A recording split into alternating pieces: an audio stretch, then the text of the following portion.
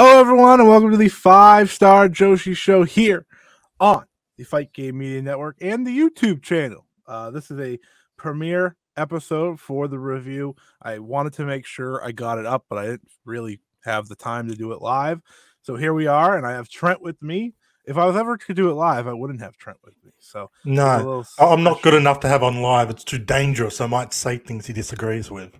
That and you live in Australia, but yeah, sure.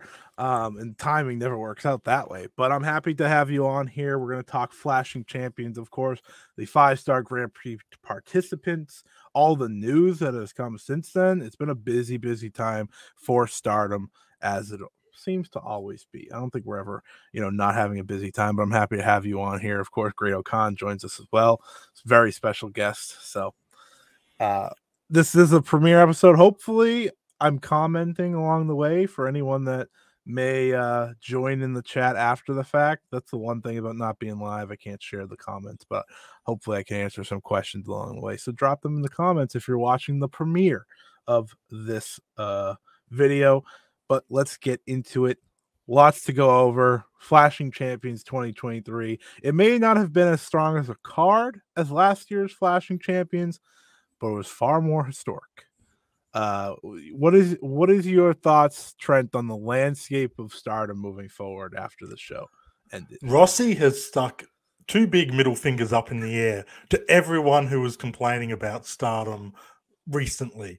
Oh, it's too predictable. Oh, the champions have been champions for too long. Oh, time limit draws. Rossi's just heard everything that's been said and gone, ha, I've got a pay-per-view to shut you right up. It doesn't shut people up. There's new things to complain about, but for those specific complaints that were prevalent, no more.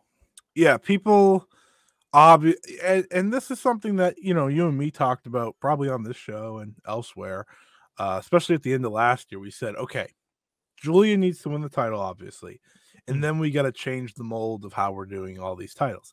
Saya having as long as a reign as she did was the start of that, but we need to shake things up.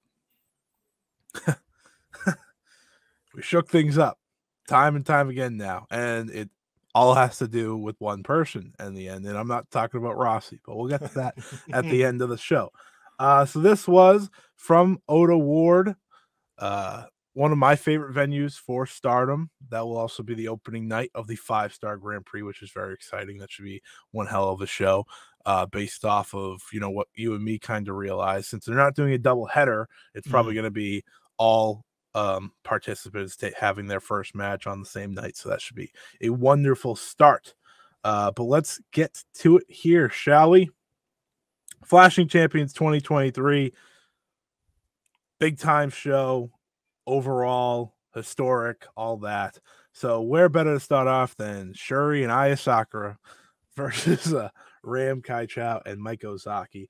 Slow down. I know. This is too much too fast. I know. I didn't want to start this hot, but it was Rebel and Enemies getting the win over Shuri and Sakura. I thought going into this, I wouldn't have been shocked if this is how they gave Sakura her first kind of win, because hey, we put you with Shuri.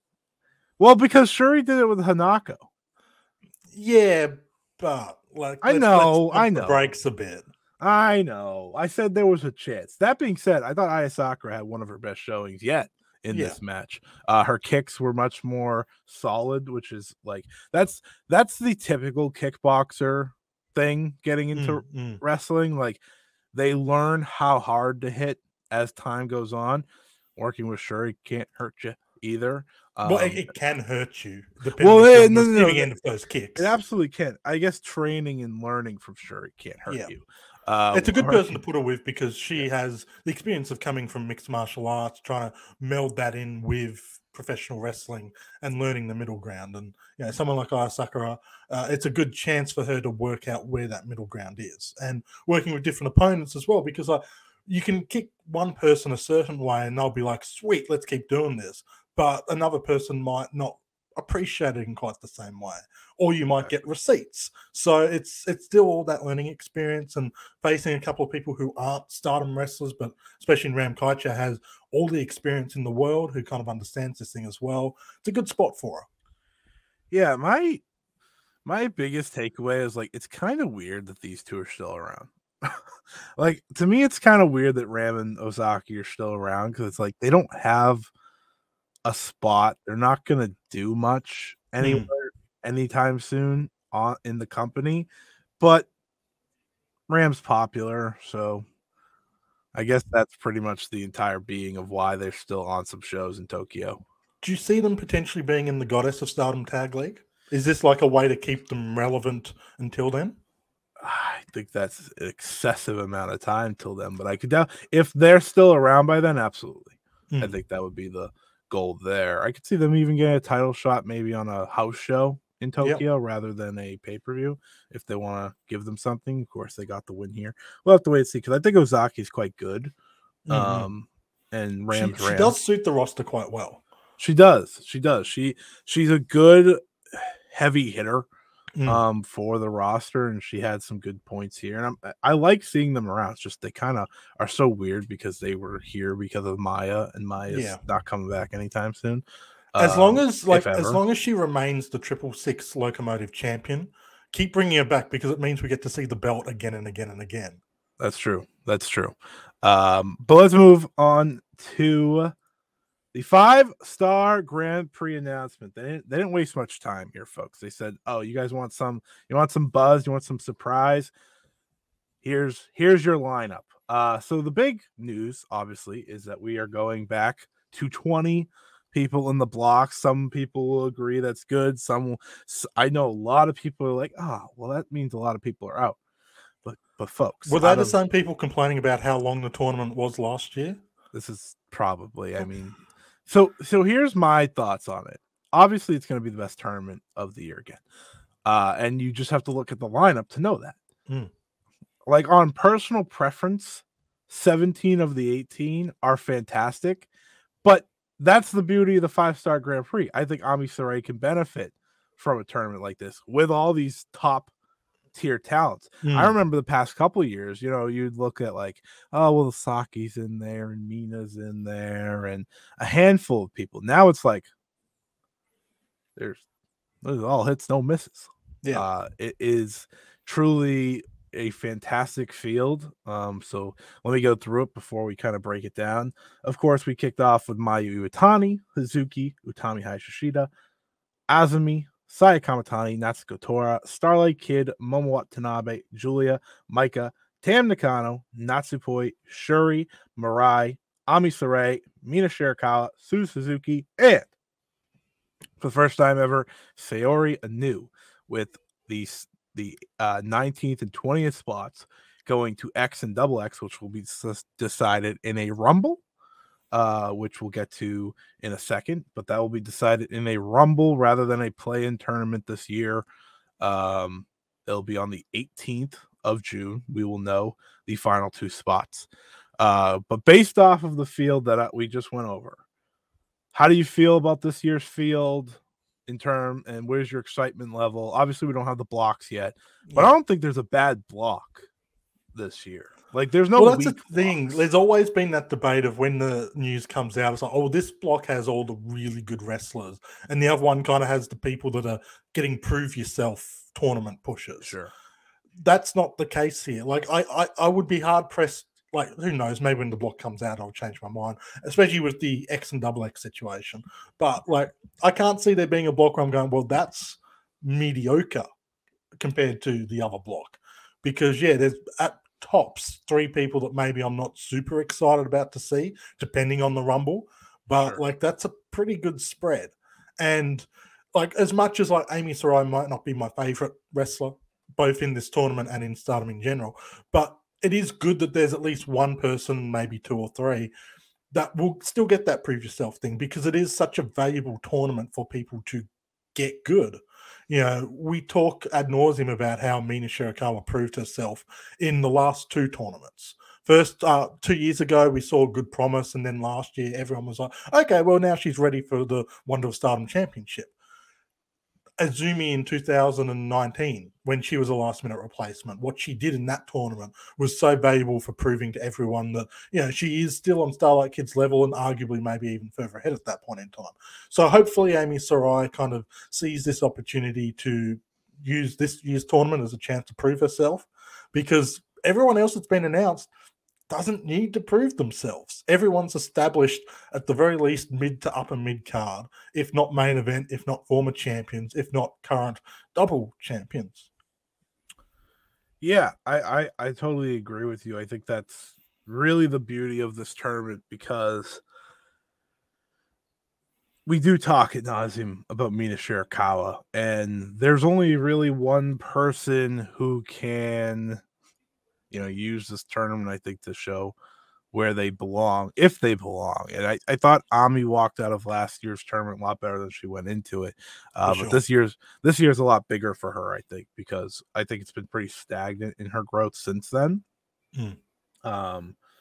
And I think, there's people outside of the tournament that deserve a spot a bit more as well. So it is but obviously they're high on her for a reason. They believe in what she can bring to the table. But again, there's a lot of directions she still needs to go.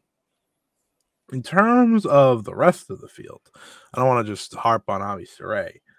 Natsuko Tora's return obviously is nice after missing last year's tournament, right? She came back right after. She was pretty much ready, but they were not going to put her in a tournament where she had to wrestle 12 singles matches. And I thought that was the right choice, because then she got to use the tag league working with Ruaka to really get back in the flow of things. It was nice seeing her debut return against Utami as well, and continue that story that unfortunately got lost in the injury. If she'd come back in the 5-star Grand Prix, sure, put her in the Utami block and you get that match. But I feel like the gravity of that return match and the story surrounding it would have been lost within the confines of the tournament. And for a return singles, I thought that was pretty good for her. Obviously, her match with Ruaka in the Cinderella was really solid. I think that was a standout from the first round. So I am excited to see her try to go out, and I don't know if she don't have to prove anything, but it'll be fresh to see a Tora tournament where she's not going to get DQ'd every match. Hopefully. Right? Yeah, but it doesn't feel like they're going that direction with Oedo Tai. No, it could happen once or twice. Yeah. But I still think it's nice to see her get a full tournament itself. And then, of course, Saori Anou, obviously, is the big standout here. She is the, the Suzu and Risa of last year, the Takumi Roja of 2 years ago. And I think she's the perfect option for that. I was very happy to see her in this, especially after the work she's been doing in Stardom so far. She is wrestling the best I've ever seen her. And I think most people will agree to that. I think most people were hoping she would be in the tournament too, but it's always a bit hard to predict with the wrestlers who are regulars but not signed. Right. And especially like someone in Anou's case, like committing to 2 months worth of tournament action might have been a bit more difficult than the current schedule potentially. But it's really exciting to see her there.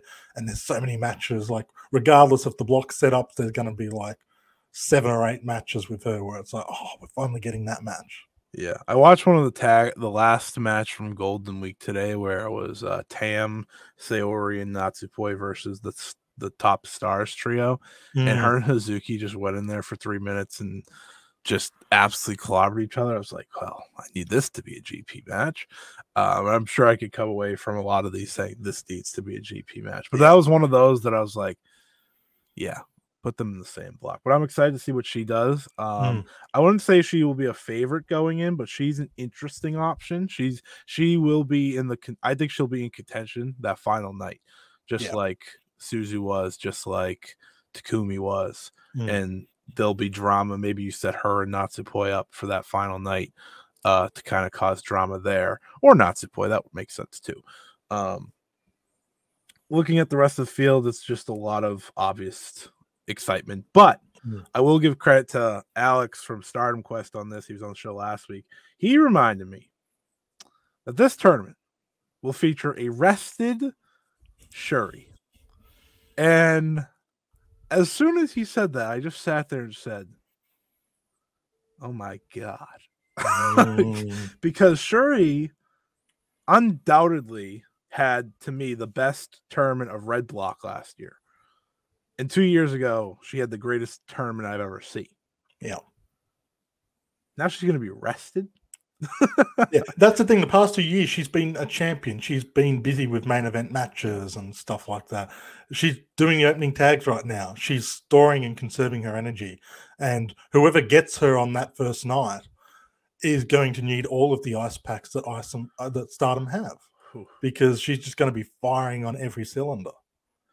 She sure is, and I look forward to seeing who they pair her up with that first night, especially because that will be the night that like Utami against Shuri last year. She really just was like, it was like awakening a beast almost. Yeah. But let's talk about the Rumble for the final 2 participants in the GP. These are the competitors as follows: Koguma, Momo Kogo, Saya Ida, Hina, Miyu Amasaki, Lady C, Mai Sakurai, Tekla, Saki Kashima, Fukigen Death, Ruaka, Waka Tsukiyama, Mariah May, Mei Sarah, Yuna Mizumori, Hanako, and Aya Sakura. Obviously, the shining, missing option there is Hanan, who is, per the website, injured, but she is wrestling on New Blood this weekend. And both Hina and Rina are also missing at times this month. So I'm not sure if it's a full injury, because to me, Hanan felt like a lock when they announced the Rumble. And now with her not in the Rumble, as of now, obviously things could change and they could always add her down the line. But it is a big missing and kind of creates this wide opening for both spots. And I think, to me, creates more confusion as to who will be in rather than who will not. Yeah, this is so difficult to predict. Like, I agree, Hanan kind of felt like a bit of a lock, especially with the recent glow up with the look and the attire and the music. And she picked up the win on this show. So it definitely felt like they were prepping her for that kind of 5-star push. Now, like, you've got 2 spots available, and I mean, you could make cases for at least half of the people in that Rumble to find their spot there. And it really comes down to, what do you need fulfilled in this kind of tournament that's not there? And maybe who do you want to get the opportunity to, quote unquote, prove themselves, like we've been talking about?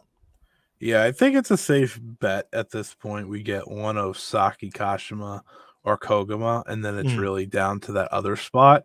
Because you don't have the spoiler person in this tournament. You have the high speed folks in Natsupoi and Azumi, but they don't fit that role necessarily.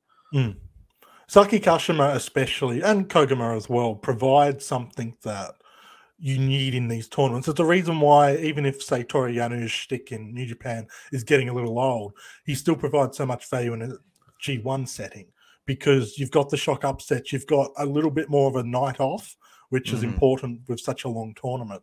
Of the 2, I think Saki Kashima brings more to the table for this kind of tournament. Koguma kind of fits that high-speed mold you were talking about, that we already have a few people in this tournament with. And I realize I'm saying this, and we'll get to it in a minute with Saki Kashima and high speed, but her style and her gimmick, I think, provides more opportunities within the confines of this tournament. Plus, I want to see Shuri versus Saki Kashima again. I could see Tekla, if she were to get in, maybe be relegated to this type of spot, kind of the spoiler spot. That's probably the only way she does get in, if I had to guess. And I think she deserves a run in the GP after having to get pulled out of it last year. So I am pulling for her on that personal level, because I think she would have had a great tournament. But if I had to guess right now who would be in, with Hanan out, not in the question, I'm hoping for Mariah May and Saki Kashima. I think those would be my 2 options, because I think Mariah May has reached a level now. She's getting merch people. So she's part of this roster. But I think the idea of having an international talent in there is important. And so if you're not going to put Tekla, you put the person that's really been rising up the card in Mariah May, someone that I think most people are asking to have big matches now. You don't get used to that with, right? Because if you think back to the other outsiders who obviously came into Stardom, while Tony Storm, Bea Priestley, Jamie Hayter, kind of the ones that jump out, I wouldn't say people are asking for them to get title, like high title opportunities all the time. Jamie Hayter was very popular. I know that, but B was not getting. People weren't asking for B. I think the other thing too is you've got to keep in mind, like everyone you listed there were kind of presented on a different level. Also, all of those were kind of presented in that mid to upper mid card level, and so them getting a title match or a G1 5-star spot wasn't necessarily something people had to ask for. It was almost expected on a certain point. When Mariah May came in, and like especially through the months that she's been here, she's been filling more of that role that you saw the other level of foreigners that would come into Stardom. Uzziah Brookside, Candy Floss, those kind of wrestlers who felt like they came in, they were there to learn, to build themselves up, and appealed as a slightly different wrestler and look to the typical roster. She kind of felt like she got brought in at that level, and she's kind of proven herself to be worth more than that. And because she's lifted herself up from there, that's why I think people, specifically in this situation, really want to see her get this chance to shine, because she's taken the ball and run with it. Like you asked the people, and I'm putting my hand up for this as well, when she was first announced coming into Stardom, I wasn't exactly jumping for joy. I wasn't super excited, but she has proven me more than wrong in that case, and she did it very quickly. Yeah, in terms of like working to earn a spot in the 5-star Grand Prix, she's done more than enough to earn that spot. It's just almost unfortunate that she's come in on the year where getting a spot is as tight as ever and as difficult as ever, because Mai Sakurai feels like almost like a lock that should be getting in. It seems wild that Koguma and Saki Kashima's not going to potentially be there. Even Yuna Mizumori, who and Mai Sarah, who aren't quote unquote signed, but they're basically signed. It's crazy to think they're potentially not going to get in either. Mai Sarah is a very interesting one because she doesn't lose. she legitimately doesn't lose on any house show. Obviously, she's teamed with Suzu, but it takes 2 to win. She could easily be the person that's get losing. But I think her only loss besides to Azumi for the title was because of Yuna Mizumori. When they tagged. Otherwise, Suzu and Mai Sarah win every match. So maybe Mai Sarah is that high-speed spoiler instead. I think that's obviously a possibility. Because if you go through this lineup, in terms of the Stardom hierarchy, it's like Mai Sarah, Mai Sakurai, Mariah May, and Koguma probably as your, and Saki Kashima, she's champion now, as your main tier, and then maybe Tekla a step below, and you could toss Ruaka in there probably, because that's just the reality with Tekla. Unfortunately, I would put Tekla and Yuna Mizumori would be their own level, just a step below, and then it's probably everyone else. But I think that's this kind of really shines a bright light on how talented their roster is. So I'm not naming Momo Kogo, who of course went to Resurgence 2 weekends ago and put on a show and made the fans cheer for her over Willow Nightingale of all people. So it's going to be tough, but the fact that the rest of the GP is as loaded as it is, I'm sure they won't make a bad choice no matter what. And by the end of the tournament, we will probably agree that whoever they chose, it was worth it for whoever. And the good thing too is because there's all this talent that won't be in the tournament, if they're still on the tour, when they're doing the shows where they're not having block matches, it does help protect those wrestlers a bit more. These women can go on and kind of take more of the load and take more of the pressure, so that they have that more chance to rest and make sure that they're ready for the big matches that they're going to have. So it's exciting because you're chucking a lot of talent in the sort of undercard matches as serving as protection and sort of taking the heat. I'll tell you what. If Tekla and Mariah May don't get in there, give them the SWA title. Please, just give them that. I understand this title may not ever come back, and I'm okay if it doesn't. But at this point, it's these two need something to do. I'm convinced they've actually lost the title, and they're just kind of not mentioning it, hoping that everyone. See, I've decided Mayu actually didn't give it back. I think I like that story as much. But, well, I'd love for her, if they do eventually announce the SWA title, Like for her to just kind of go, hey, I never lost it. I know I gave it up, but I didn't win the title at the time that I said I was going to win by giving this up. So can I have it back?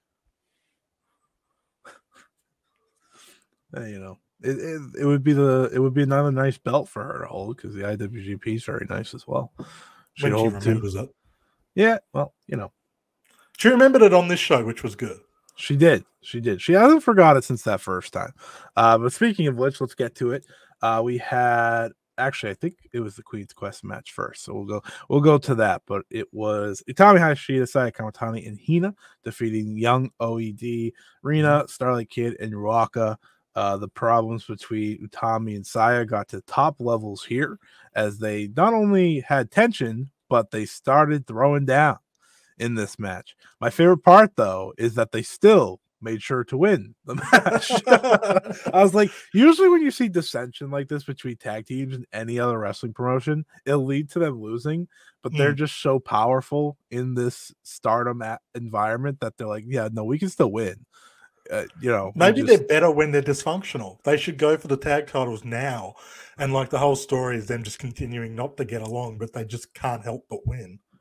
Yeah, I think that would be a good call. But I thought the match was fun. Nothing like, you know, out of the ordinary. It was a undercard tag, but overall, good match nonetheless.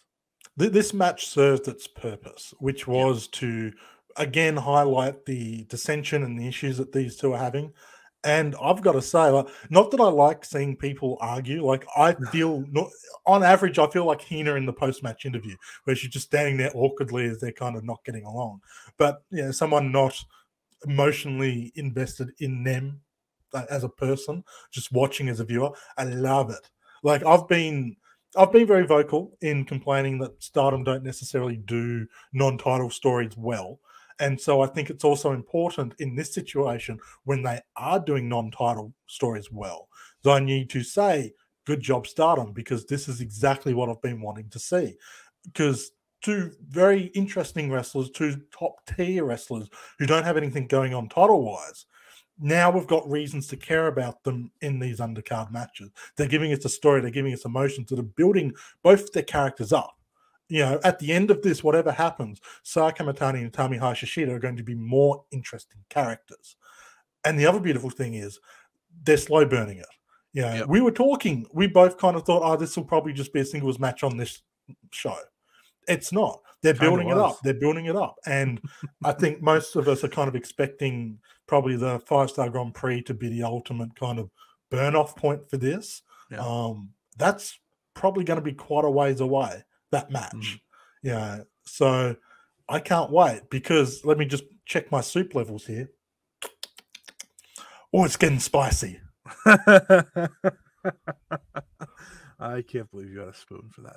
I come prepared for the video segments. You do. I think when it comes to these two, and I think I've said this on the show already, but it feels like that final night of the GP is probably where we're going to go, though I would look at Midsummer Champions as a possibility as well, following the cage match.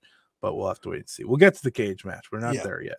But a lot of it depends on what actually unfolds on that match. Exactly. Next up was the team of Mayu Iwatani, Hazuki, Hanan, and Koguma defeating the Club Venus team of Mirai May, Zena, Waka Tsukiyama, and Jesse. Hanan got the win here, which again plays to my point that I was like, oh, she's locked for the GP. Because not only does she win, not only does she get new entrance music, you know, like it's everything. They are building her up. This is the post-graduation, you know, presentation jump. She's winning on all the house shows too for them. Like, it is a clear rise, but of course we have to wait and see what will be next for her, since it doesn't seem to be the GP right now. But the takeaway from this match is that Mayu Iwatani and Mirai May they must have been listening to me, because I've been saying for weeks on this show, on Twitter, just put them in the IWGP Women's Title match. I know it was reported once upon a time that it would be Nanai and Mayu Iwatani as the first challenge. No. Let's avoid that for now. That we can go back to that later. I think that's a cool match to go back to later based off history and whatnot. Let's do this. I think Mariah May and Mayu Utani have shown great chemistry on house shows. I thought they showed great chemistry here. Them fighting back and forth on the outside after the match. It's clear that I think that they both want it, and I think the direction is to have it. I just don't know what show it's going to be on. I've pitched Midsummer Champions because now with the double champion, you only have one title defense, so you can put the IWGP in the semi-main easily, no questions asked. You can, and I think based off of who's challenging for the Wonder, that would, Mariah and Mayu can easily be the semi, and no one would bat an eye. I think you could put it on the New Japan Strong Independence Day series, if you which would be very funny if they finally get back on a Strong show and it's over in Japan in Cork and Hall. But I think that's a possibility, because otherwise there's no other possibilities. Dominion's card is set. And they are wrestling on that day, so like it's not happening. I just wonder if we ever get it. I would put it on Midsummer Champions. I think that would be a good spot for them. Beef up that card and kind of make it a bit exciting. I guess really the big question is, how often are they intending for this championship to be defended on Stardom shows? Because when it first came out, it kind of sounded like, and obviously the direction of this title seems to have changed since the initial announcement, but it was pretty much said like probably expect it once, maybe twice on Stardom shows, and we've already got it once. That's how Mayu got the championship.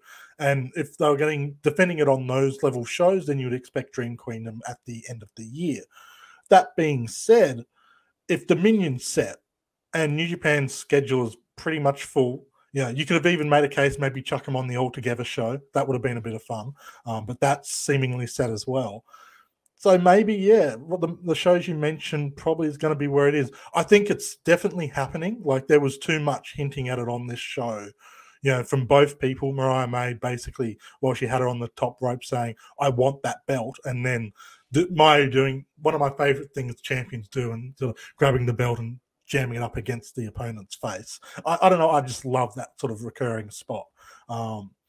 There's no way this isn't the next match for Mayu's championship reign. It's just a matter of when. So, who knows? But I'm looking forward to it because, we were just talking up Mariah May earlier. This is going to be the best spot for her to kind of prove herself against the best in the world. Yeah. Keep her off New Japan shows. I don't need any other company seeing her. I don't need her being taken away. We love Mariah May here as Stardom fans. I think she's doing a great job. But this is a good match. Take away her passport. She's not allowed to leave the country. This also was Jessie's last match for the time being. She's headed back to the States. She kept her passport. Yep. So she was on the 3-month tour. Thought she did good. I thought she really improved by the end. She ended up being the pin taker for them, but overall, I think in the ring, she impressed me, considering what I remembered her as from her time in NXT. So I look forward to her getting back over here whenever that happens. I think we can basically assume the shorter your sort of tour and run is, the more likely you are to take the pins. Because Xena's been here a bit longer. She's higher up on the hierarchy than Jessie seems to be. Mariah May obviously is the number 2 in that respect behind Mina. So if you're coming to Stardom and joining Club Venus, get yourself a longer tour. Protect yourself.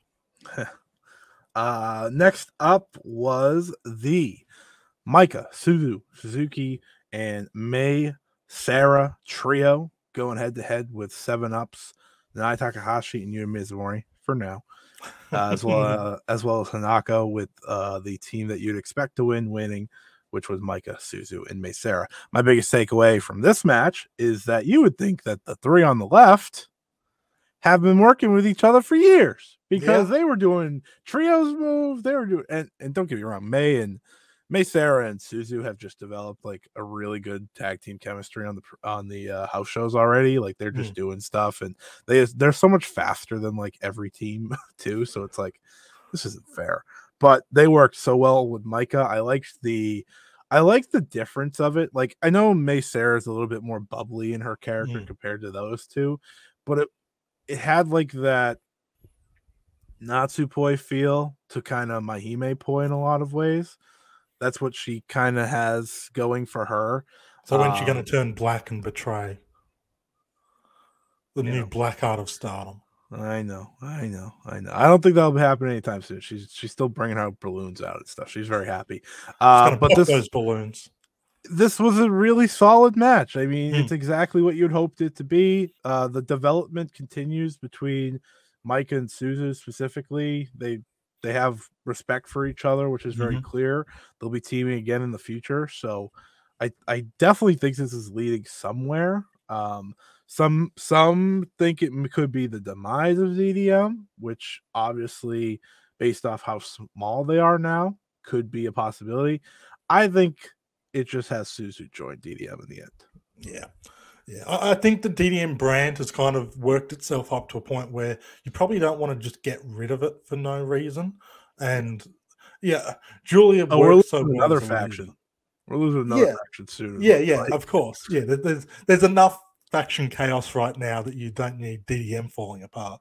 But like bringing Suzu into Donna Del Mondo adds such an interesting vibe and twist to that group. And Micah now is kind of set as the established number 2, and she feels like a bigger deal than ever in terms of like her importance and her skill, which is a shame in a lot of ways that, you know, it's taken maybe this long and maybe Himeka leaving for her to kind of get that power up to the next level. But yeah, you give me Donna Del Mondo with Julia, Micah, and Suzu as your big 3. Oh boy. And look, if it gives us more of Micah and Suzu working together, give us in the tag league. I will take that all day, every day. It's very exciting. Yeah, it's also worth mentioning that those two are, of course, part of the Generation Battle that is upcoming this Sunday. So that'll be interesting to see. Because Suzu's the one that wanted the Generation Battle. She just walked in and it's like, I'm part of this now. Let's do this, which I think is very funny. And we'll get to that later on. But next up was the high-speed title match. Saki Kashima won the first singles title of her career, pinning Fukigen Death, as you'd expect. I think she was so excited that she couldn't even get the revival on correctly. Like it wasn't the best winning pin. No, but I didn't care. I was so happy for her. And that's what this match was all about. This match was pretty much all flash pins. There was flashing champions, flashing pins. They pretty much just traded pins back and forth. There was a lot of fun. There were multiple times I thought Azumi was going to keep the belt. There was even a good tease that Fukigen Death was going to win because, you know, once she hits that roll up, it's like, you know, because she wins with that a lot. It's an established move. But Saki Kashima was able to pin Fukigen Death, like I said, to get the win. It was a very, very special moment for her. She was very emotional. Getting to see, you know, Rossi hand her a singles title. There's just something beautiful about that. Obviously, she's been here for a long time. I know she took a few years off, but she's been here since the start, essentially. So seeing her get this moment, a moment that maybe she never thought she'd have, was very cool. I think a lot of people probably didn't peg her as winning a singles title either. Yeah, the high-speed title was kind of the only way I think people thought she'd get there. And because she's not consistently part of that division, I don't think people necessarily had her pegged in winning that. But it's just, yeah, this is the feel-good moment. Obviously, Saki Kashima is playing a heel, and she has been for a few years now. But you can step away from the allegiances and stuff and just be happy that someone who has had to work quite hard to be where she is. And yeah, it feels like her body has threatened to break down several times over the past few years. I wasn't sure if she'd still be wrestling in 2023 at some points. But to see her not only still be wrestling, getting more important spots and winning championships is just such a good feeling. And I love that the footage or the photos have come out of Mayu watching from sort of the back of the arena and stuff, because obviously their connection is very important, both on screen and off screen. And this is, it's been a long time coming.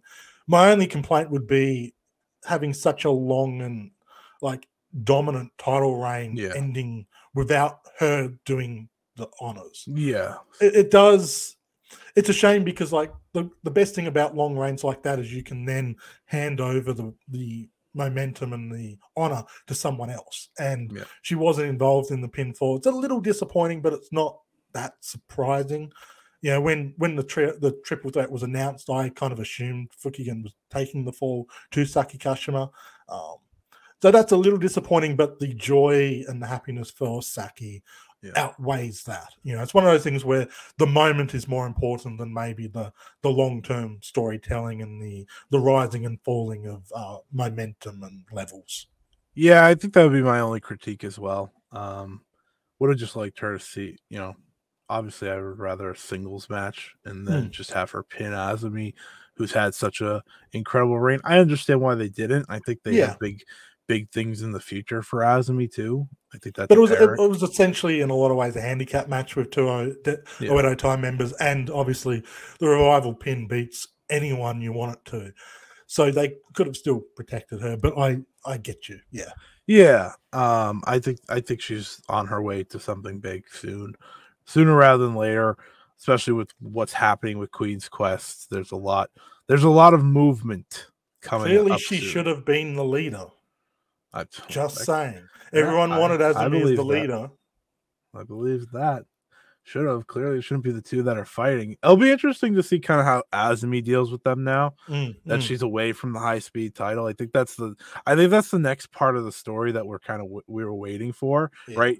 First, Saya had to drop the belt, and that's how we got to this. And now that Azumi doesn't have the record reign going on anymore, we can really put an emphasis on the big three, which I think will only make the story better in the long term. First time in a long time Queen's Quest has been beltless too. Yeah, which is obviously a huge deal. You know, I remember when DDM got to that point, everyone's like, what are we gonna do? yeah. Took 2 seconds. Anyways, let's get to the Goddesses of Stardom title match. It was the New Eras, Mirai and Ami Sourei successfully defending the titles against Natsuko Tora and Momo Watanabe. The realization I have just finally accepted is that the New Eras, they're just not a great team. Like they're fine, but they're not to the levels of pretty much all the champions we've had in the past year. Right? They're not FWC, they're not Melt Tier, they're not 7-Up, they're not Black Desire. And listen, that's okay because the point of this reign it's not always about the work rate in the big matches, sometimes just about establishing two wrestlers. And that's what they're doing, is establishing Mirai, especially because she's the one usually getting the win for them, and Ami Sourei. And I think that's okay. That's kind of the result that we've dealt with. I thought Natsuko looked really good in this match, actually. I thought she was kind of the MVP of the match. I thought Momo kind of took more of a back seat, which is a good thing with Natsuko getting ready for a tournament. Yeah. Because we know Momo can turn it up whenever she wants. Like, exactly. Especially coming into tournament season. This is the time of year when you start going, okay, what's Momo going to be doing? Because you know you're going to be getting some amazing matches. Yeah. Momo flips that switch whenever the hell she wants. And I'm not really worried about her because last year I thought she had a very underrated year as a, with the tag team and the trios and then the tournament. She had a really good year. She doesn't need to be the focal point here. I think letting Natsuko be the focal point was the right choice. Yeah. I do think that they had more to give, both teams, and I think if they were ever have a match again, there would be a better match there. But we're still dealing with the New Eras learning with each other. They don't have the instant chemistry that I think we've seen with like Mirai and Inaba or even Shuri with either one of them. And that comes to a level of where Shuri is in her career. She can just mesh fairly well with anyone. I hope for them that they do, because I think they work good as a trio with Shuri. Yeah. It's just when Shuri's away from them, it's like, it's weird. I think it's important to remember, like, both of these wrestlers are still pretty young in their careers. Ami Sourei is only, she's still in the future division, essentially. She just lost the belt. And Mirai, a couple of years in Tokyo Joshi and then came over here for a couple of years. Like, it's difficult to sort of build that kind of chemistry when you don't have maybe the veteran leading the way in the matches. So it's to be expected in a way. But it is a little bit difficult seeing like every team they go up against, you kind of being like, they're better. Yeah, the opponents are better. Like, I think I was talking to you during this match, and halfway through I messaged you, sort of going, I kind of want to see Natsuko and Momo win this because they're good them as a team was really fun. They worked really well together and gives them opportunities. But yeah, hopefully by the end of this reign, we're talking about the new era. It's like, yeah, they really found their groove. And now that they've lost the belts, it's exciting to see what both of them do next. And I think that's what is going to eventually happen, is that they'll get there more towards the end rather than now. We didn't get new challengers. I'm kind of just thinking ahead, like who would be a good team to put up against them that they could beat, but that would also help them kind of get better, continue to. Like FWC obviously was a great choice. I think that did help them. I think Natsuko and Momo, while it didn't reach the levels that I thought or hoped it could, it still worked well. I am always asking for Azumi with one of the Aphrodite duo, because you don't want to put Aphrodite against them, but you could if you want to play to the story more. I think that would obviously work, because on paper you would think they would go through Mirai and Amisure. But since they're having problems, they could always lose. And I think that's a good story point maybe to focus on, but that's not where we're going right now. I'm trying to think of 4. I don't know when they'll defend the belts next, because Mirai, of course, has the title match as well. There's not. I think I could see, and this isn't now, but maybe someone that could beat them. I could see Mina and Mariah beat them. Yeah. If they want to give Mina something soon after losing, I think they form a really good duo from everything we've seen. I think all of Club Venus works really well together, all things considered, for kind of a mix and match team. But those two are at the level where it's viable that they would beat the new eras. Yeah, that's kind of who's come to my mind of potential new champions down the line. I wouldn't put them next, because I think they need one more successful defense at least. But there's no one that jumps out. I could see defense coming at the pay-per-view during the 5-star Grand Prix, because often there's a couple of matches there, and if you really wanted to get tricky, you could have one of the new eras losing to one of the upcoming challengers and set it up that way, because that's a classic sort of strategy they use in the 5-star Grand Prix. Yeah, I'm wondering if Suzu and Sarah could get one soon, because again, don't say Sarah, because you're getting my hopes up for a Prominence reunion. Oh, sorry, May Sarah, because they're not losing, and I can't stress that enough. They're not losing as a duo. I think they've lost maybe once to Julia and Tekla, but okay. I think they beat them once too. So they're just 1-1. So I think that's another option as well. But it'll be interesting to see.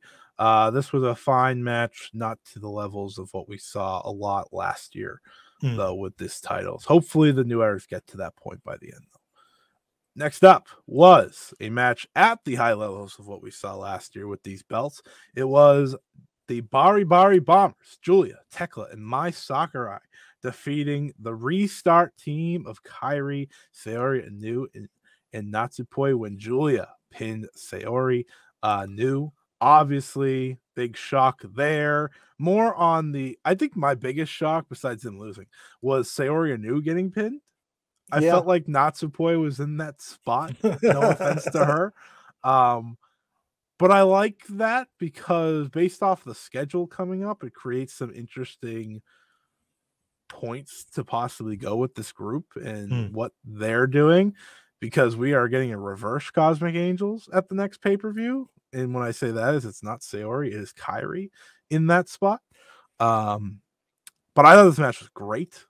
It was everything you really wanted to see. And of course, the moment of the match was seeing Kairi and Julia go head to head, and they did not hold back. They were hitting each other as hard as humanly possible. Only the way Julia works, mind you, that she wouldn't have it any other way. But this was like the hardest hitting Kairi. My favorite part is she obviously didn't hit the back fist as flush the first time, so she said, "One more, please." Let's get this right. The announcers lost their mind. This was one of the few times you actually really heard that crowd on the night. They roared when that happened, and I was like, yeah, That's fair. That was a hard one. Ultimately in the end, I thought Sayori and Julia were fantastic together. I can't like Sayori has been fantastic, and her trios appearances, especially the title ones, have been really good. The first and second. When she got tagged in, I was like, oh, she's gonna clean up, get the win for them again because they're building her up, and Julia was able to get the pin. I'm happy to see Tekla have a title. I think it's cool to see Mai Sakurai get her first championship too. And I think this is really what they were building Mai Sakurai to more than anything else, was being able to be in this spot, especially beating that team, right? Being restarts, no big, no small thing. And whether, and you and me have talked about this, whether it was supposed to be restart or prominence, no matter what team it was going to be, that's still a big win. And it was cool to see them. And Julia does what she does. She goes from a big title loss against Tam Nakano to another title. Yeah, and look, that's a good tradition to have. It's a good way to rebound. It's a good way to ... restart. I've got to also shout out Tekla's new look in this match. Like, she's always had a cool look. She's a superstar. This was a real upgrade look, and to me, probably confirms she's teaming with Julia in the 5-star Grand Prix, because their attires here match perfectly. You mean it feels like a tag team attire. And then you've got Mai Sakurai kind of with her gear, which didn't match, but she's kind of got her own thing going. And look, fair play to her. Like, we can maybe not be as enamored with Mai Sakurai as others, but the domestic crowd, especially in Ota Ward, were eating up her gimmick in the post-match. She was doing her thing, and the crowd were laughing, getting behind it. So her getting this chance to kind of shine while having people who can really make sure the match is going to be fantastic. She's improved in the ring. That's absolutely true. But in this kind of level, I think she really benefits having other people to just support her and give you that constant level. It was a fantastic match. This is the kind of match you use to showcase why Stardom's artist belts are so good right now. Because reign after reign after reign, you're having great teams not only holding the belts and having meaningful reigns, albeit this one not going that long, and having great matches as well. The Stardom multi-person tags have always been really exciting, but the trios belts didn't necessarily match that level because of they were kind of just there. We'll give this person a belt so they feel important. Now, like with Mai Sakurai winning a belt and Tekla winning a belt to make them feel more important, it feels like a side effect of winning the championships rather than kind of the reason they exist. You put on great matches, you have exciting reigns in the semi-main event. Oh, sweet, these people with the belts, they feel more important now, not the other way around.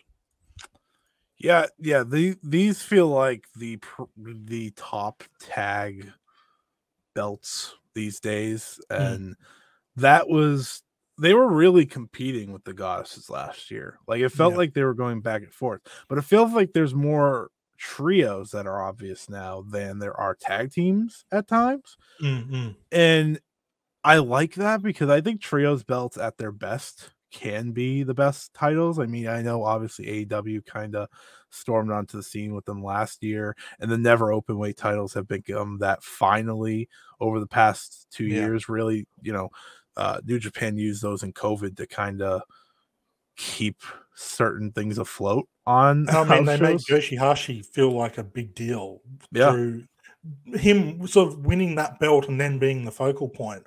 Like, that was his championship reign, and that went wonders to kind of breaking the impression of him being just a joke.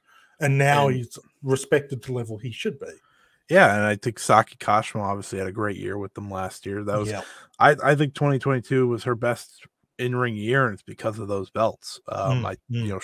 She alongside Momo and Starlight Kid felt like the star of that team most of the matches, and that's one of my favorite trios pairings we've ever had.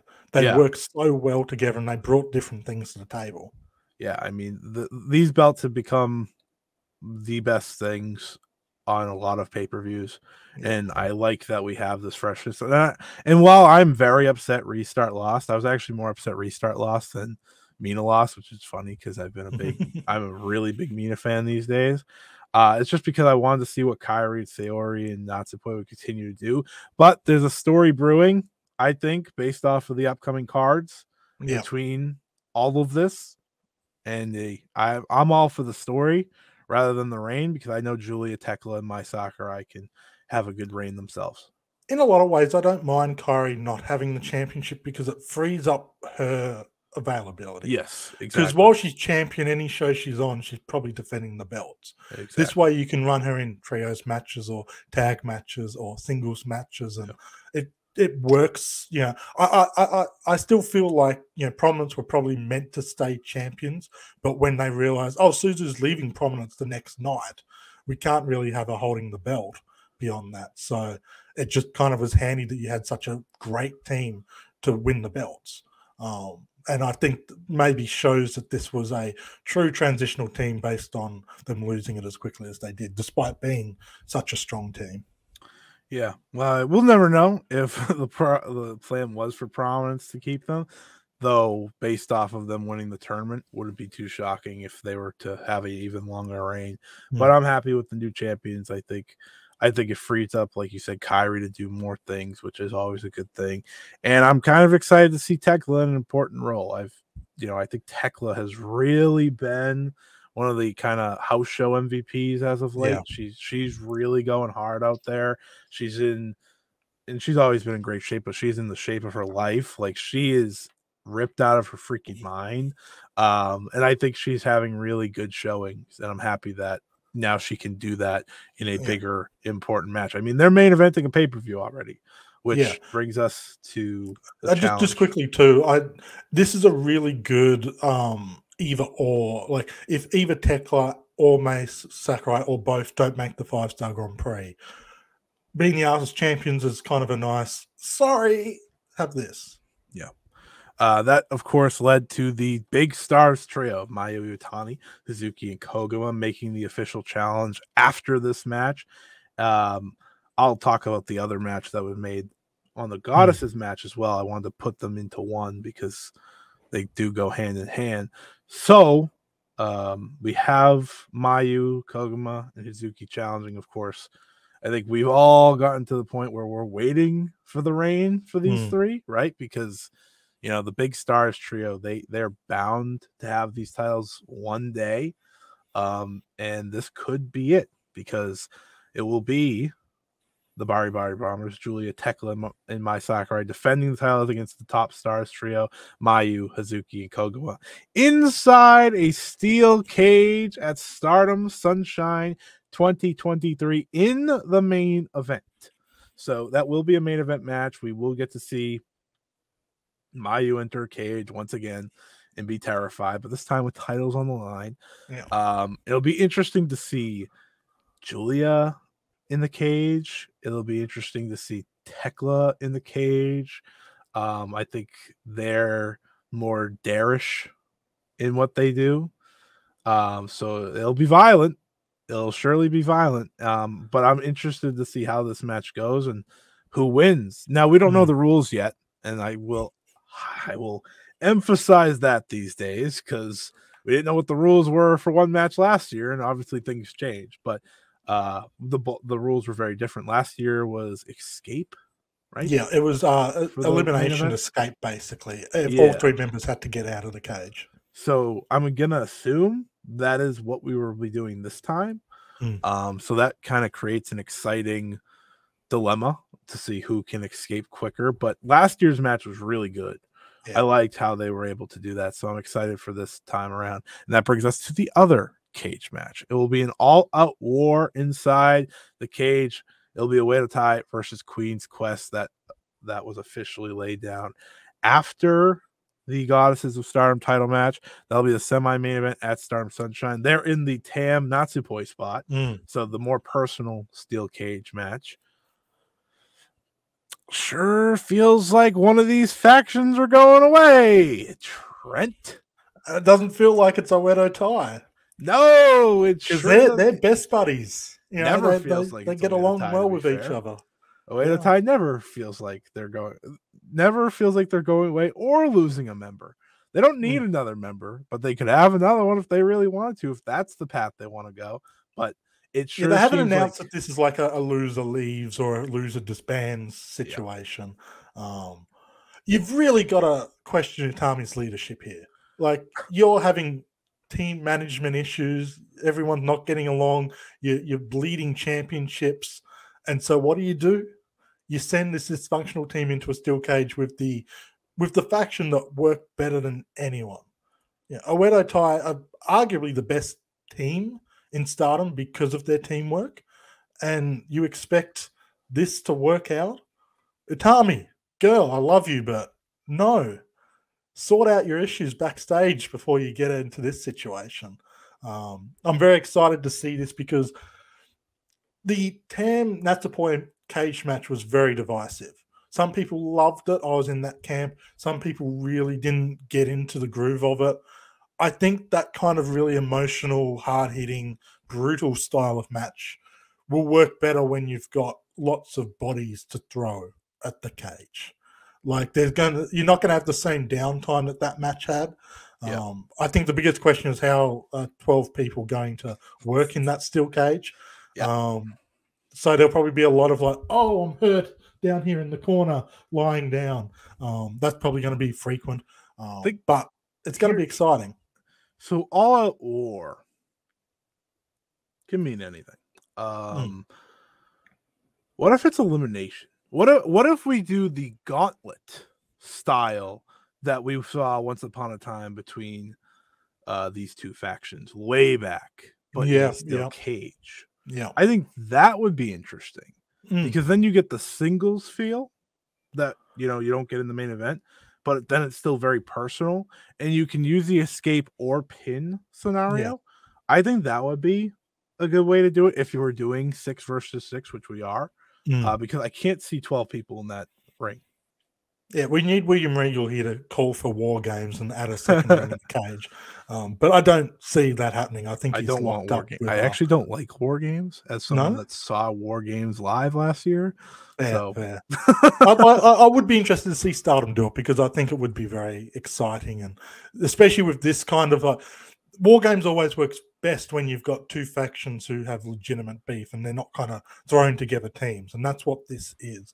Whether it's everyone in the ring at once, whether it's Gauntlet Series, whatever way they go about this, it's going to be probably the tensest watch I've had, just because something's going down. Kind of like when Momo Watanabe betrayed Queen's Quest to join Oedo Tai. That match itself, you knew something was happening. You just didn't know what and you didn't know when. And I've got that feeling a month out from this match. And as much as like the 5-star Grand Prix is always exciting, I'm actually looking forward to this cage match more than anything else right now because it brings everything I love about wrestling: drama, violence, sort of that unexpectedness, and just great wrestling. And there's a lot of very talented wrestlers in this ring. People who will be down and dirty using the cage, and people who will be looking at the top of that cage and going, that looks like fun to jump off. Yep, Azumi has no care about those ankles. And Starlight Kid, I think, saw what Azumi did last year and gone, I can do that. Yeah, probably. Next up is the main event. The World of Stardom and Wonder of Stardom Championships on the line. Would they go to a draw? Would there be the second ever double champion? I think if you asked 100 people, 97. Hey, you know what? 99 people may have said, yeah, we're going to a draw. Are you asking Rossi in that 100? Because I feel like that's about the only way you're getting 99 out of 100. Yeah, I'm asking Rossi Agawa because Rossi Agawa is the only one that matters in this scenario. As we know now, we have the second ever double champion, double wonder, and with the Wonder and World. Tam Nakano defeating Mina Shirakawa, ending her day at a lowly, I believe, 34 days. Just stunning to many. And I'm going to say why it wasn't that shocking to me. I had believed. Here we go, a bit of retrospective 2020 hindsight. No. Because I had fully believed for the longest time that Mina's reign wasn't going to be long. I am on multiple shows in the lead up 2 All-Star Grand Queendom saying, I expect 1 defense, and then she drops the belt. That being said, where I didn't picture this going was a double champion. And that's where none of us were expecting this to go. I think Mina losing wasn't shocking, but the double champion absolutely is. And I got to give credit to Rossi. He's willing to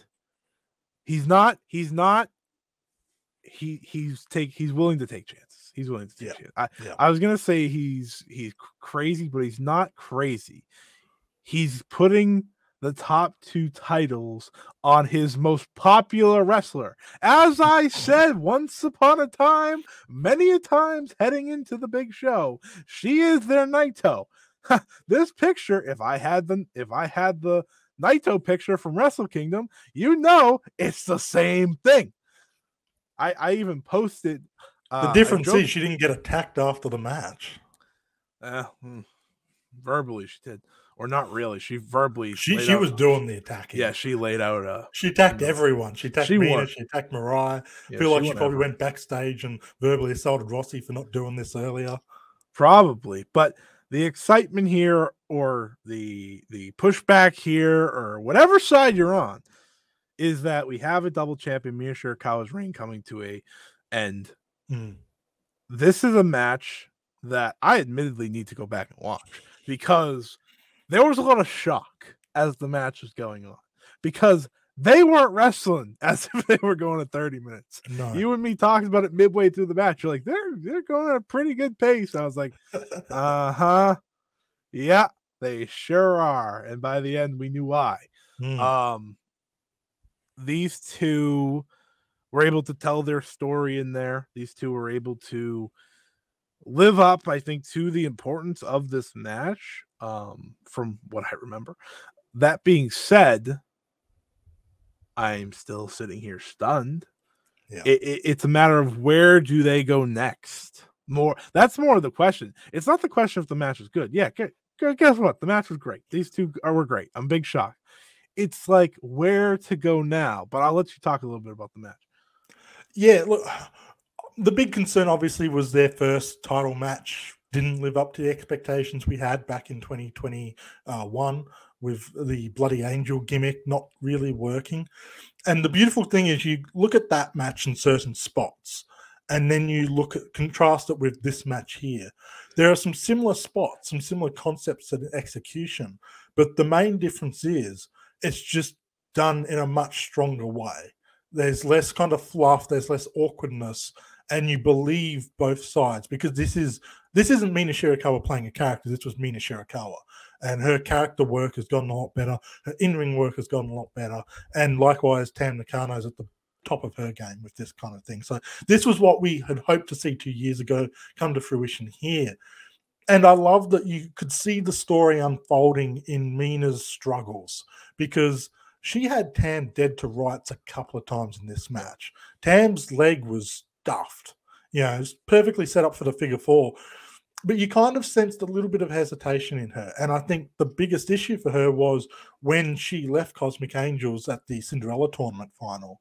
It was all pretty happy and chummy. Like, it wasn't a big betrayal. It wasn't an aggressive thing. It was just kind of like I appreciate what you've done for me, but I've got to move out of the nest. I've got to start my own thing. And Tam was like, you go, girl, you do your thing.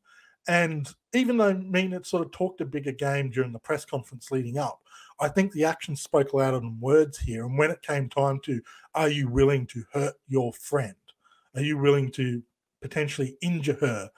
She just kind of, she hesitated. She paused. Tam didn't have any of those concerns. She hit the violet screwdriver and was like, I'm not giving you a chance to not kick out of this. I'm hitting you with the Twilight Dream. And then after the match, the story there and what they were telling there, I think now Mina Shirakawa has realized the error of her ways. And with a simple word in Japanese that even you and I understand, sayonara, goodbye. Now I think Mina's story and her growth can truly come to being, because she's no longer burdened by those feelings that she had towards Tam Nakano. Just like Tam Nakano is no longer burdened by the feelings she has towards Mayu Iwatani. Just like Starlight Kid is no longer burdened by those same issues with Mayu Iwatani. Now Mina's in that same boat here. And as much as her losing the belt so quickly is a bit of a shock, and some people I've heard say they feel like she's lost her momentum because of this, I completely disagree. I think this, in the long term, should do wonders for her. Now, if in 8 months' time she's just doing opening tag matches and nothing's come of this, then you can come at me and tell me I'm wrong.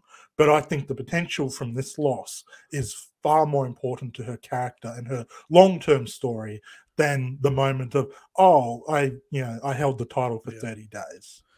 Yeah, I think the instant sadness was because Mina's reign just started off so well. And she'd won over so many people over the past 6 to 8 months.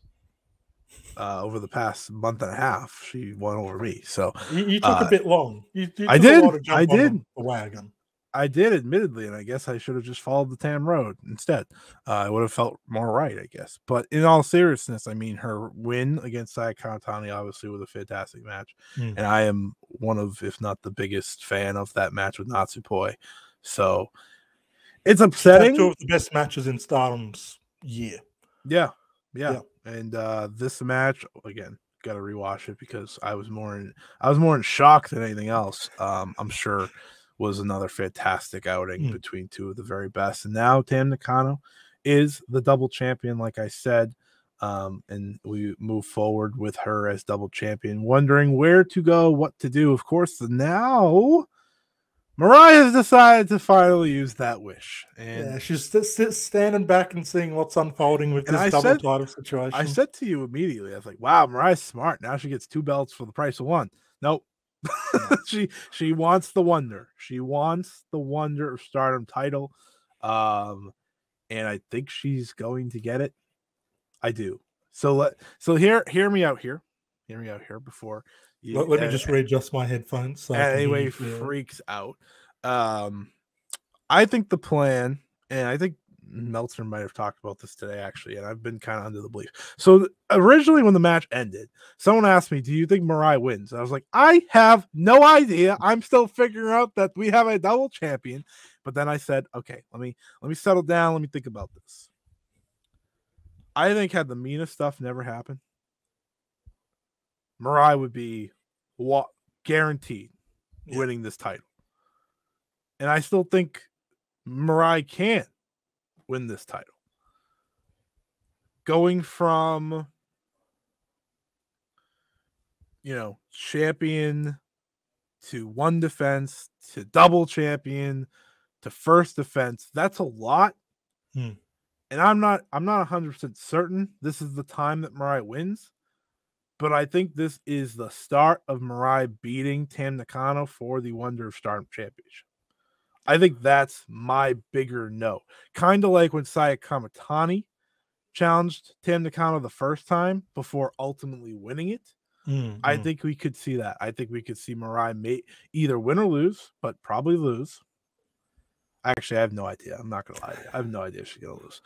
The fact that she's in the main event, I think, is very important because I could see them wanting to crown her in a main event rather than the secondary spot behind a world title match. It helps that the same person is champion, but you get my point. And heading into the 5-star, I don't know if they want to have a double champion heading into the 5-star, because then you have to book someone who has both titles, and whoever loses, it's like, okay, why is our double champion losing it all? Almost. It's an interesting decision that they've made, and I understand. Like when this match was made, I was like, well, if anyone's gonna win, it's gonna be Tam, because Tam is like the only person right now I could think be that person to follow Mayu in this spot. And Mariah's at a point where she's kind of cooled off. It's just the truth. And that may have to do with the tag title reign, waiting on the Cinderella, whatever, so be it. But Mariah can just as easily heat up I think that's the type of wrestler she is. I think her and Tam Nakano is going to be a phenomenal match because I think it is two styles clashing that are very different. You have the pure wrestler in Mirai versus the storyteller in Tam, and those, much like we see with an Utami Tam, for example, those are the best connections, I think. So I think the match is going to be great. If you still gun to my head right now, do I think she's going to win? I don't know. I think Mirai is well on her way to winning this title. I think the wonder is her belt. I think that's where we're going first. Maybe she gets both, maybe she doesn't. You never know. I think she even beats Tam for the wonder. I just don't know if it's now or 3, 4, 5 months down the line. And I think that's the game I'm playing with. The worst thing about crowning a double champion is then working out what the hell you do after the fact. It's an issue every promotion has had when they book double champions, whether it's primary title, secondary title, or you've got 2 world championships. Stardom, ironically, kind of in the middle there. Yeah, the white belt isn't a true secondary title, but it's not a variant of the world title. It's a very different kind of beast. I don't know what they're going to do here. Like, I do think going into the 5-star Grand Prix with 2 separate champions just makes things easier. Sure. And I also worry for Tam having to have both championships post 5-star Grand Prix. Because obviously heading into, say, Dream Queendom, you want to stack that card. Obviously, you're going to have the 5-star Grand Prix champion challenging the world champion. That's pretty much a given. So then Tam's kind of stuck in that awkward part of, do you lose the Wonder Belt post 5-star Grand Prix, hurting her position heading into one of the biggest shows of the year when she's going to defend the world title? Exactly. Are you having her defend back-to-back on the one of the biggest shows of the year? Yeah, if she's going to lose the title, I think it almost makes more sense for her to lose it here to Mirai, or maybe at a pay-per-view in the middle of the 5-star Grand Prix. It might be messy, but you could do it that way. I don't think she can afford to be the double champion heading towards Dream Queendom. Something needs to change there. Yeah. Just for making everything work out properly. So I guess I'm leaning towards Mirai winning because that arguably makes the most sense. And Mariah's like, I was always on the train of Mariah or Starlight Kid was going to be the next white belt champion. So this is kind of just like a little detour to get to that point. Yeah. But she has cooled off a bit. And, you know, we'd essentially be going from one double champion to another. But the tag and Wonder Belt is easy to keep separate in that respect. Although you'd probably then also need Mariah to lose the tag belts before the Dream Queendom, so you can have the belts defended there. I don't think Amy Sarai is taking the fall. I don't think they'll have them that long anyways. Yeah, but that's kind of the dilemma they're in, is the timing of this in particular does make it difficult because you're not going to have a lot of defenses between now and Dream Queendom. Sure. And you've only got one before the 5-star Grand Prix. Yep. Yeah. I guess ultimately, I think this double championship comes off the heels of Mina becoming champion rather than maybe this was always the goal for Tam. Yeah. And I think you're absolutely right. I think heading into Dream Queendom, you're not going to want both titles on one person, nor do I think Tam will hold it for the next 7 months or 6 months, 7 months. So I think there will be someone else. And I think maybe it's now is a better time, you know, kind of get it off of her, have Mirai win it, have Mirai go into the tournament as a champion. While she's double champion, you can drop those belts almost very quickly on literally a Corkin if you want to. That's what they did with Shuri's reign. They dropped it to FWC on a Corkin. You know, Julia was pinned. So always an out there. Very easy. They have Corkins all the time. So we'll have to wait and see. Obviously, we don't really know where to go. But I think that's the excitement of Stardom right now. It is as chaotic as it comes. Yeah, after a couple of years of very predictable championship reigns, we're in the chaos world. Rossi's laughing. He's laughing all the way to the bank. He's counting his yen. And he must be, I feel like he's on Twitter and stuff. And like, we're one step away from him Tony counting things and quite retweeting people and calling them out. Yeah. He is booking this, in my opinion, to a very interesting level in terms of now, like for a long time, I feel like I could confidently say who's next, what's next. I can't say that right now. No. I do think Utami's your next world champion. I don't know. I don't really know. I'm still leaning that way, but if you told me in 6 months' time that's not the case, I'd believe you. Yeah. I mean, I've given you my opinions on this. I think if there's a period where Kaoru were to win one of these top 2 titles again, it's moving forward now with Tam as champion, and her wanting to wrestle more, right? We're getting at least one Kairi match a month now, which is much better than the rate we were at last year. Obviously, she dealt with injuries too, so yeah, I think that's actually what stopped that more than anything. But especially with the GP coming up, if you wanted to put the title on her and not have the world title or wonder title in that tournament at all, it would work too, because then you don't have to deal with just making up all the losses. I think that's a possibility, but we'll have to wait and see. That's the exciting part about Stardom, about Flashing Champions here. But that's it. That is the review for the show. 1 hour, 21 minutes. Not too bad. We have a few things to talk about now as we wrap up the show. You're getting the full 5-star on this show this week, so you're welcome, everybody. This is the whole shebang. But we got some news to go through for Stardom. Xena, who is still on the shows for the month of June. I didn't say her name in the Rumble. She is still on the full schedule, so that is worth noting. Suzu, Meisera, and Sayori Inu will be teaming 3 times in the month of June, which I felt like was notable because they will also be facing Meltier and Yuna Mizumori once in a match. Yep. And I don't know. I mean, obviously, Sayori Inu is part of Cosmic Angels, but she's also a freelancer. And her working with Suzu, and if it was like any other duo, just because there's no other room on the card, I'd be like, that makes sense. Yeah.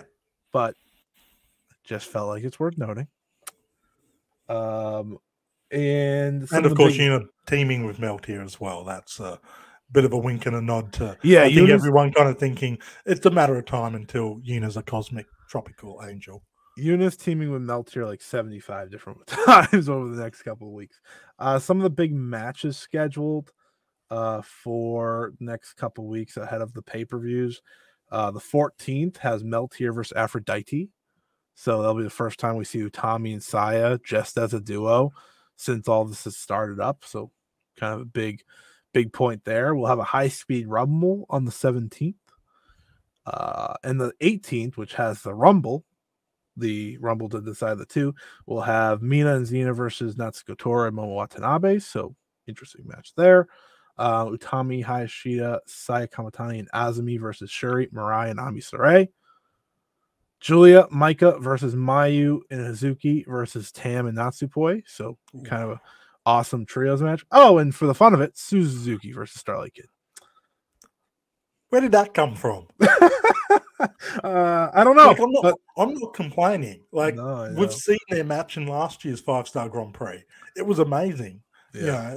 I'm really excited for this, but like, you sent me like all the matches that have been announced, and I missed this one because I wasn't looking for a singles match. Yeah. And then you casually mentioned, I'm like, wait, what? And I scrolled up and I'm like, oh, okay.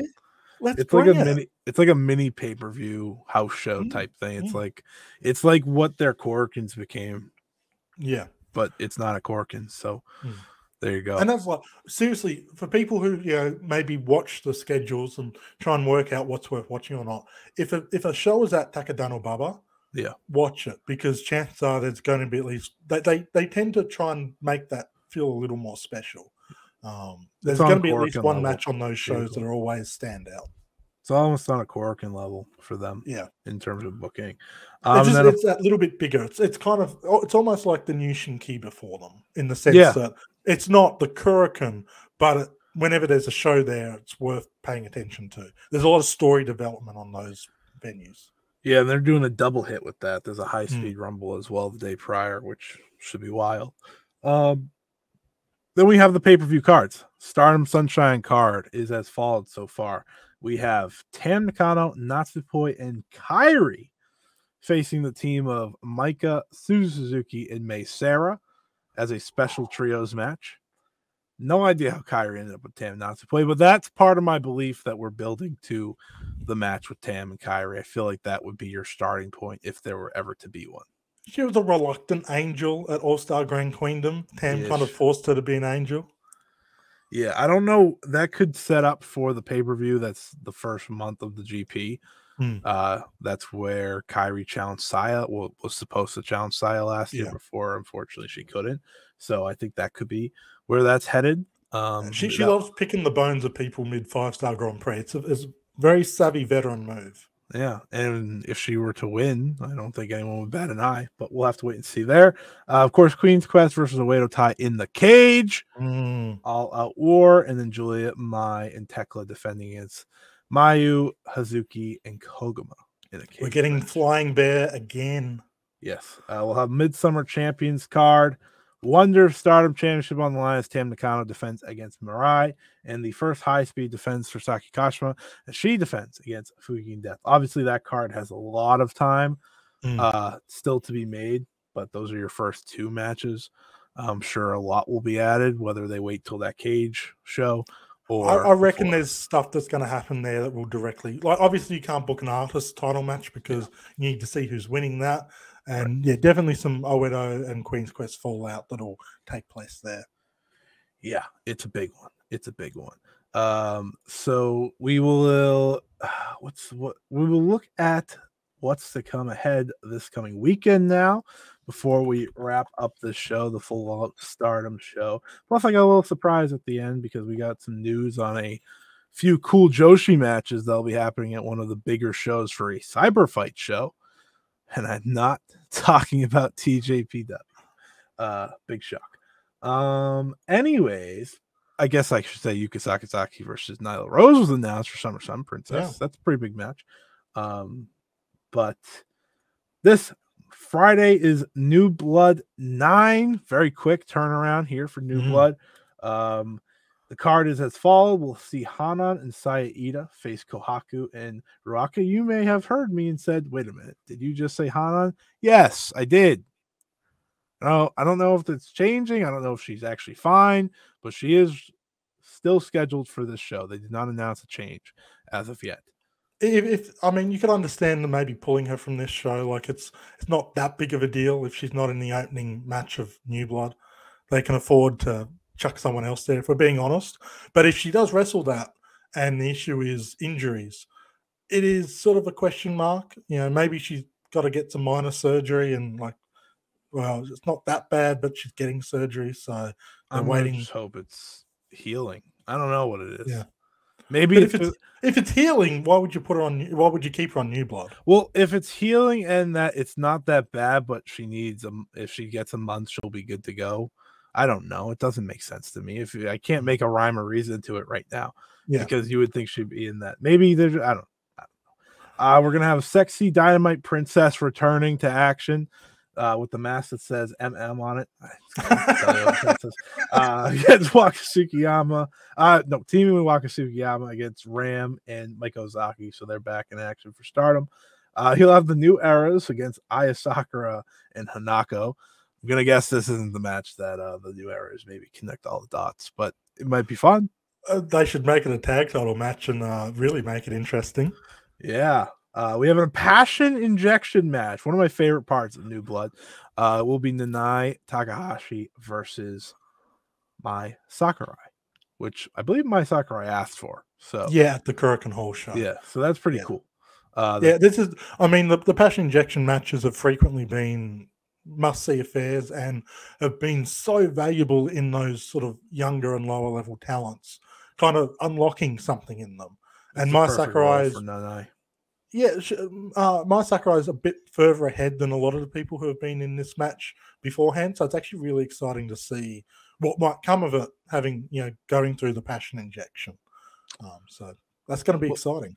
We'll have the Supernova final as Miyu Amasaki's back in action for her final trial series match as she faces her O2 line partner Azumi Queen's Quest continued to implode. I think this will be her biggest test because is Azumi way too fast for her, or is Azumi going to work too well? That yes, or is she going to work to a level for her? Because I could see Azumi running as fast as she possibly can, and Miyu hitting one of those leg kicks, which send her flying, and I think that can create an interesting match the rest of the way. But it'll be interesting. If Azumi wanted to, she could run Amasaki ragged and make her look bad. But I don't think that's going to happen. We're not going to get Shawn Michaels versus Diesel at WrestleMania. They're going to work together. Yeah. We'll have the Future Star Championship match as Rina makes her first defense against Lady C. Rina will win that one. That's not really teacher versus students. Yes. And the main event, which could be one of the best New Blood matches to date, it will be Starlight Kid and Karma defending the New Blood tag team titles against the Inabas, Tomoka, and Azusa. Looking forward to that one, especially based off the last Inaba showing. And I think Karma and Starlight Kid are just Starlight Kid and Haruka Umasaki now. They just wrestle. No, but like what I mean is like the Karma character isn't doing the supernatural stuff in the matches anymore. They're just wrestling, and it's really good. So this should be a good main event. The only gimmick she's really kept is the voice box, which I don't blame her. Pops me every time. I always forget that they're doing that. So every New Blood, when she goes to speak, I'm like, what the hell? I think she loves doing it, and I think that's why they're going to keep doing it. She probably has an absolute ball. She's like, this is great. They're backstage and doing all kinds of stuff with it. Yeah, we'll look at Saturday's show just because this could start setting up some leads into what the next few matchups will be. We'll have Miyu Amasaki, Naya Sakura, Hina, Saida, and Rina in a trios match. This is a pretty good trios match. It'll be Maika, Sue Suzuki, and Mei Sarah against Momo Watanabe, Starlight Kid, and Ruaka. So seeing that trio back together very quickly. Didn't take much time. Mirai, Ami Sourei, and Shuri go against Yuna Mizumori, Hanako, and Lady C. It's a weird one. I just realized like that's two different groups plus Hanako. We have the Bari Bari Bombers facing Natsuko Tora, Fuki Death, and Saki Kashima. Oh, I did not know this match was on here. We have the trio of Tam Nakano, Natsupoi, and Saori Inu going head-to-head with Utami Hayashishita, Azumi, and Saya Kamatani. Oh, that's a juicy one. That's a draw if I've ever seen it. No, maybe not. I know the Queen's Quest A team, win in spite of their disagreements right now, but they could easily lose that match. That's true. I think this is Saori's only match with the Cosmic Angels this month. So should be odd to say the least. And your main event will be Stars. Hanan's on this show. I don't have no idea what's wrong with Hanan. I'm not gonna lie to you guys. Right now, I think they changed this card. I think this is part of the changes. See, this is why we're live, folks. Well, the premiere video is live. We're not actually live. Let me double check real quick. This might have changed. June 3rd. Yeah, so Hanan's still in the match. Okay. All right. Sounds good. That's weird. Mind you, it could change between now and the actual premiere of the video. That's true. It wouldn't be a podcast that I'm on unless things happen after I've recorded. Yeah. Hanan's still not in the 5-star Rumble, so I'll just emphasize that. Maybe they have something built for her. Who knows? Anyways, let's talk about Sunday because they're back at Korakuen Hall. This is the big show. Exciting show for a lot of people. Starting at the top, we have Momokogo, Tekla, and Fuki Gendet in a 3-way match. We'll have Hazuki, Koguma, and Saida versus Natsuko Tora, Momo Watanabe, and Ruaka. Mirai and Ami Sourei versus Mina Shirakawa and Mariah May. Did I not just pitch this as the tag title match? Yeah. Let's start it here. Just put the titles on the line. Let's crown new champions right here. Right. She's following the Julia strategy, is she? As soon as she loses a title, Mina goes ahead and wins a tag title. Hey, it's a great strategy, like you said. We'll have our second straight passion injection match, and Nanae's back in it, and it'll be Nanae Takahashi versus Yuna Mizumori, which should be excellent. And that feels like the exit for Yuna Mizumori, if I had to guess, from 7-Up, based off of the upcoming cards, but we'll have to wait and see. We'll have Azume and Mei Sarah teaming up against Starlight Kid and Saki Kashima. That should be a good one. That's just double speed. Yeah, I'm going to have to slow that down on the TV when I'm the high-speed champion Saki Kashima is going to be lost. Like, all right, enough. So this is Jesse's last match. She will have a send-off match. It is Natsupoi and Sayori New versus Xena and Jesse. And then Generation Struggle match number 1. It'll be Waka Tsukiyama, Mai Sakurai, and Lady C versus Miyu Hamasaki, Hanako, and Aya Sakura. So not to the standards of the other generational battle. There's a little bit of a gap there. Yeah. Between all those, I think your only potential world champion right now would be Miyu Hamasaki. If her potential is to reach where they want her to. I don't know. I'd maybe putting my money on Hanako. Hanako's pretty. Yeah, she's filling Hameka's spot. Hameka was not going to be a world champion. That's why I'm picking her as my favorite. I've got to invest in the jumbos. That's fair. The heavy hitters. Your main event of the evening, it will be Tam Nakano, Mayu Utani, Shuri, and Julia versus Utami Hayashida, Saya Kamatani, Maika, and Suzu Suzuki. I know it wasn't that long that I was in Japan, but is it too late for me to buy tickets to get to that show? Just to see that one? Yeah. That's such a... In terms of matches I never thought I would see, like I would have never even fathomed this kind of contest. Even though the whole generational struggle thing, especially since they had been hyping up the golden generation, isn't totally surprising. But just that the way it's come about, I love it. And seeing Suzu Suzuki kind of just... Because, I mean, her spot, you would have kind of thought that's Mariah's spot in the generational struggle. But she's just kind of come in, kicked the door down and gone, nah, I'm here. I'm claiming this spot as mine. Yeah. And I love it. As much as I love Mariah. She's taken Mariah's spot by all accounts, which I think is certainly interesting to think about. But it's obviously exciting as, we're fans of both. And I think the moment we saw Suzu walk into the promotion, we said, yeah, she's going to be a big deal very quickly. And I said when, her Golden Week matches and not being in a feature match, but just being in that battle royale, I was like, well, they got to finish stories first before she gets intertwined into it. I think this is the start of that. I'm interested to see where this goes, because I don't think it just ends here either. I think the generational battle is a big talking point moving forward.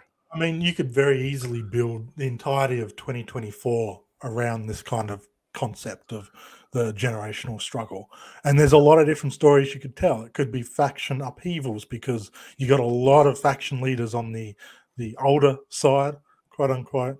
You've got Julia there, who's she's 27 or something. Like, it's not an old group, but it's kind of the veterans. Obviously you've got Utami and Sai Kamatani having their hiff at the moment. Maika and Suzu Suzuki, who they're probably planning a revolution behind. They might be the friendliest duo of the entire match. Yeah. Because Julie and Shuri are still. Yeah, they're friends again. I guess. Yeah. And my own Tam, that'll be interesting to see their relationship, especially with Tam now chirping about becoming a triple champion. By the way, if that happens, Mayu's got to win, obviously, or we actually get a time limit draw. That would be okay as well. So we're done here, though. I want to go over just 2 cool matches that Ganbare Pro has added to their huge Ode Award show. I believe it's called Wrestle Segahara 2. They started last year as their big show, but they have 2 cool Joshi matches that have me excited. I want to just get Trent's thoughts on them. So we'll get it up here. First up is Yoshiko Hasegawa versus Miyuki Takase, which is a cool singles match. Hasegawa is kind of someone they're getting behind based off of what I've seen so far from Ganjo, and Takase getting a big match in Oda Ward is very exciting. Always exciting. Yeah. And then the other match just announced fresh off the press, is Tomoki Inaba and Yuri going head-to-head with Takumi Iroha and Mio Momono, which is very exciting because Takumi Iroha and Mio Momono on Wrestle Universe means we're all going to see it very quickly. And the more people who can easily access Takumi Iroha and Mio Momono, the better.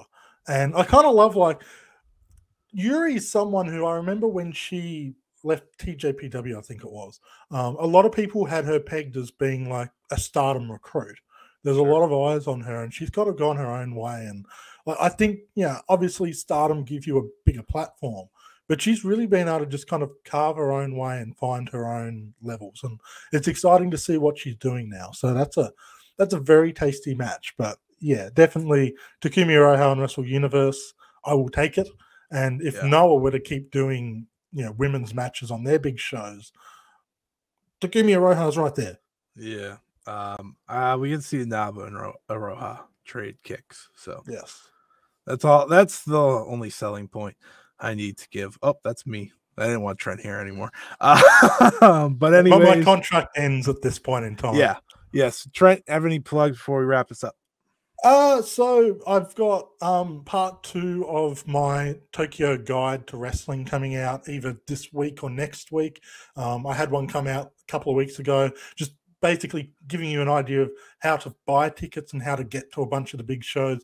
This one will be all about going to shops that are selling wrestling merchandise and restaurants and bars that are owned or run by or operated by wrestlers. So if you're going to Japan, you want the complete wrestling experience, those 2 articles will make your job a hell of a lot easier. There's also the Ocean Cyclone show coming out this week, which features both of us here and Ryan, and also Stardom Road, which is bi-weekly. We just released part 3 of the Hana Kimura series that we've been doing. So that's a bit of plugging from me. And if you want to find me on Twitter, if you're on YouTube, you can see it written down at OneUpCulture. Go say hello to me there, or don't. But I'm somewhat friendly. I might say hi back. Yep. And for me, same as usual. I'll be back next week with some form of episode. I'm going away. So I will be missing the show in 2 weeks. I do go away the day that the episode usually drops next week. So we'll have to wait and see. I'm going to hopefully, if they get the Corkin up, I will get something up. Yeah. If the Corkin's not up, I may not. But because I can't just talk about New Blood. And otherwise, Joshi's pretty quiet this week. So it's just the way it is. But thank you, everyone, for listening. Thank you, Trent, for joining me. And we will be back. Or I'll be back sometime. So stay tuned. Goodbye. So long. Farewell.